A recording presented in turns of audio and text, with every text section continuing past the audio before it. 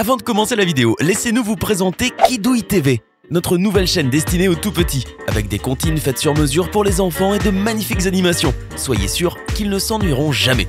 N'hésitez pas à vous abonner à la chaîne, le lien est dans la description.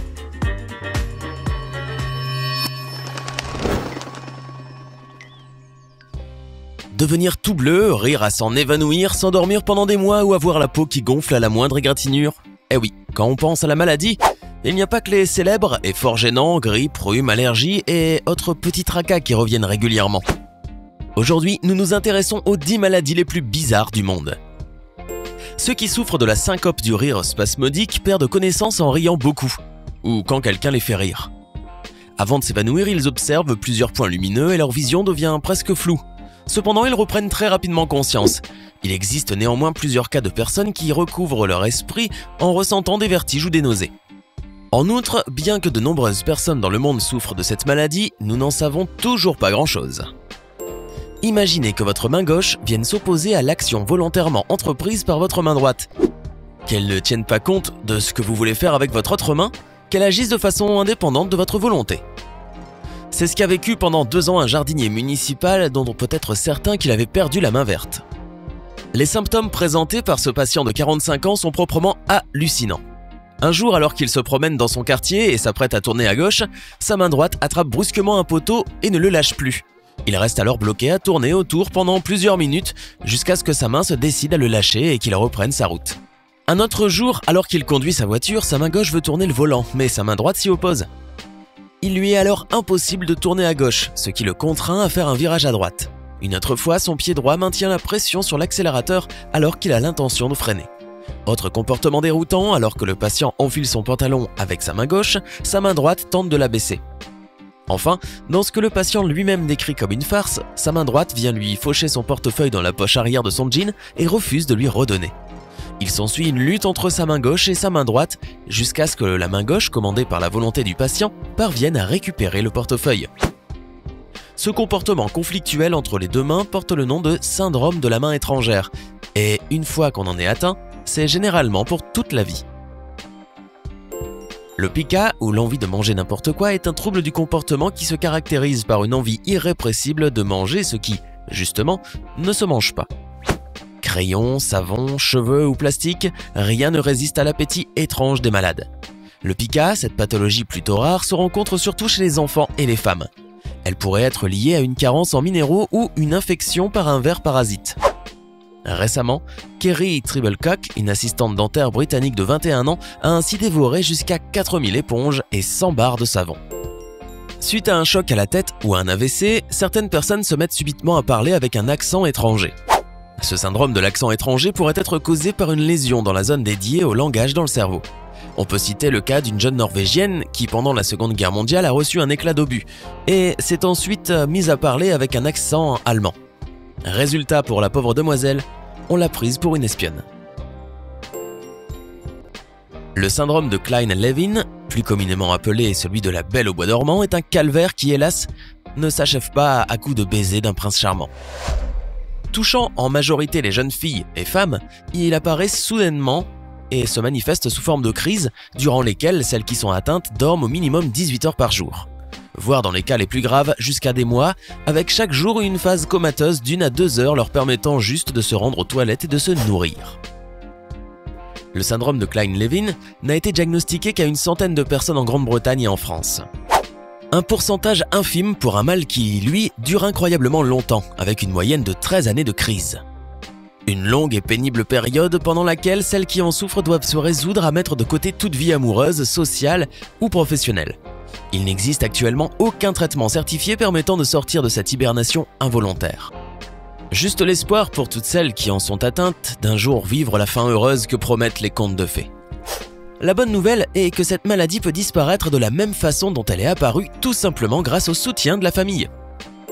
Cette maladie est considérée comme l'une des plus étranges. Malgré cela, elle n'est pas grave et touche environ 5% de la population mondiale. La moindre pression ou égratignure affecte la peau qui rougit alors et gonfle pendant une demi-heure seulement. Jusqu'à présent, il n'existe aucun remède à cette maladie. Cependant, elle n'est absolument pas grave. L'érysipèle touche aussi bien les enfants que les adultes. Cela dit, l'incidence de la maladie augmente avec l'âge. Les personnes de plus de 40 ans sont davantage exposées, avec un pic de fréquence aux alentours de 60 ans. La neuropathie héréditaire sensitive et autonomique touche une personne sur 100 millions dans le monde et se caractérise par l'absence de la sensation de douleur.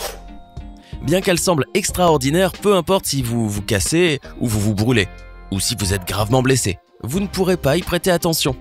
Or, cela s'aggrave par la suite, entraînant plusieurs problèmes de santé. La première observation détaillée d'un patient atteint selon toute probabilité d'une insensibilité congénitale à la douleur remonte à 1932. Elle décrit le cas d'un homme de 49 ans n'ayant jamais éprouvé de douleur à l'occasion de situations franchement nociceptives, telles que des coupures ou des brûlures profondes, un abcès dentaire ou des fractures osseuses. Depuis, les quelques dizaines d'observations rapportées ont permis de montrer la grande variété des modes de présentation clinique de ce syndrome. Cet homme, atteint de cette maladie, est apparu sur la plupart des journaux et magazines du monde entier, après qu'on ait découvert qu'il souffrait d'une maladie étrange et très rare connue sous le nom de l'homme arbre. Tout ceci a commencé avec l'apparition d'énormes verrues au niveau de ses mains et ses pieds et qui ont continué à pousser jusqu'à ressembler à l'écorce d'un arbre. Heureusement, après 16 opérations, il a réussi à se débarrasser d'une grande partie de ses verrues. C'est sans nul doute une maladie très rare. Le syndrome de l'odeur du poisson pourri est une pathologie qui toucherait 1% de la population mondiale. Les personnes atteintes par cette maladie ont subi une mutation génétique qui entraîne un excès de triméthylamine dans la sueur, l'urine et la salive. Conséquence, elle dégage une odeur de poisson pourri malgré une hygiène corporelle irréprochable et une dose massive de parfum. Si vous pensiez que les loups-garous n'existent que dans les films, alors nous vous assurons qu'ils existent bel et bien. Le syndrome du loup-garou, ou hypertrichose, est une maladie étrange et très rare. En effet, seules 50 personnes sur 1 milliard sont touchées par cette maladie. Ceux qui en sont atteints souffrent d'une croissance excessive des poils au niveau de leur corps qui peuvent atteindre jusqu'à 25 cm. Il y a plusieurs siècles, les personnes atteintes de cette maladie étaient chassées, tuées ou brûlées, parce qu'on les prenait pour des monstres, voire des démons. En effet, ceux qui souffrent d'hypertrichose ont le corps et le visage totalement recouverts de poils à cause d'un dérèglement hormonal. Cette maladie serait d'ailleurs à l'origine du mythe des loups-garous. Savez-vous qu'il existe une maladie nommée argyrisme qui rend la peau bleue? Cette maladie est due à une longue exposition à l'argent, et le cas le plus célèbre est Paul Carrason, surnommé Papa Smurf. Cet homme souffrait d'une inflammation pilaire aiguë, ce qui l'a poussé à ingérer plusieurs médicaments, dont un fabriqué essentiellement à base d'argent colloïdal. N'ayant pas pu guérir, il finit par ingérer des quantités astronomiques de ce médicament, ce qui eut pour conséquence de créer une teinte bleue au niveau de tout son corps. Maintenant, vous savez que si vous êtes longtemps exposé à l'argent, vous allez voir apparaître l'argyrisme. Voilà pourquoi Paul s'est transformé en schtroumpf. Par le passé, des cas d'argyrisme ont été recensés chez des ouvriers travaillant dans des usines produisant des dérivés argentiques. Mais si son nom n'a été cité pour la première fois qu'en 1840 par un certain Fuchs, la maladie est connue depuis le 8e siècle. En effet, au Moyen-Âge et encore longtemps après, on se soignait comme on pouvait des maux de tous les jours. Aussi, il existait de nombreux remèdes un peu fantaisistes, des recettes de grand-mère pour guérir tout et n'importe quoi. Parmi la liste des élixirs miracles des siècles passés, on retrouve l'argent sous de nombreuses formes. Métallique pour réaliser des plombages dentaires, nitrate d'argent pour guérir l'épilepsie, feuilles d'argent pour prévenir des infections, gouttes d'arsphénylamine d'argent pour lutter contre la syphilis. Miraculeux, je vous dis.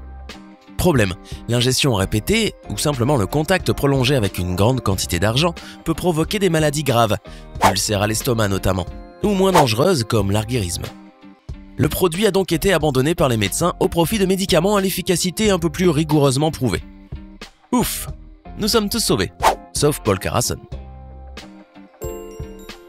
Ce trouble semble tout droit sorti d'un film d'horreur et est même apparu dans la série américaine Hannibal, et pourtant il est bien et bien réel. Également appelé syndrome du cadavre ambulant, le syndrome de Cotard est un trouble mental aussi rarissime qu'étrange. Il se caractérise par l'apparition d'un ou plusieurs délires totalement dénués de sens et généralement liés à la mort. Ainsi, les patients atteints de ce syndrome peuvent penser que l'un de leurs organes ou qu'une partie de leur corps est en train de pourrir ou qu'il est déjà mort. Certains pensent que c'est leur corps tout entier qui est mort ou qu'il n'existe même plus. Si ce trouble est essentiellement mental, il peut avoir des conséquences physiques dramatiques. Pensant qu'ils sont déjà ou quasiment morts, les patients négligent bien souvent leur hygiène personnelle et même leur santé physique. Plus de 50% des personnes atteintes rapportent se sentir en quelque sorte immortelles, ce qui peut les conduire à un comportement fatal. Le syndrome d'Alice au pays des merveilles est un joli nom pour un trouble assez inquiétant. Certaines personnes migraineuses, épileptiques, schizophrènes ou qui prennent des drogues peuvent être victimes d'hallucinations visuelles appelées syndrome d'Alice au pays des merveilles. Elles ont l'impression pendant leur crise de voir leur corps à travers un miroir déformant. Certains de leurs membres leur semblent plus grands, plus petits, plus proches ou plus lointains qu'ils ne sont en réalité. Troublant. C'était les 10 maladies les plus étranges du monde. Laquelle de ces maladies vous a le plus surpris? Faites-le nous savoir dans les commentaires. Hey, c'est tout pour aujourd'hui. Si vous avez aimé la vidéo, n'oubliez pas de la liker et de la partager avec vos amis. Et si vous êtes nouveau sur la chaîne, n'oubliez pas de vous abonner et d'activer la notification. Bye bye!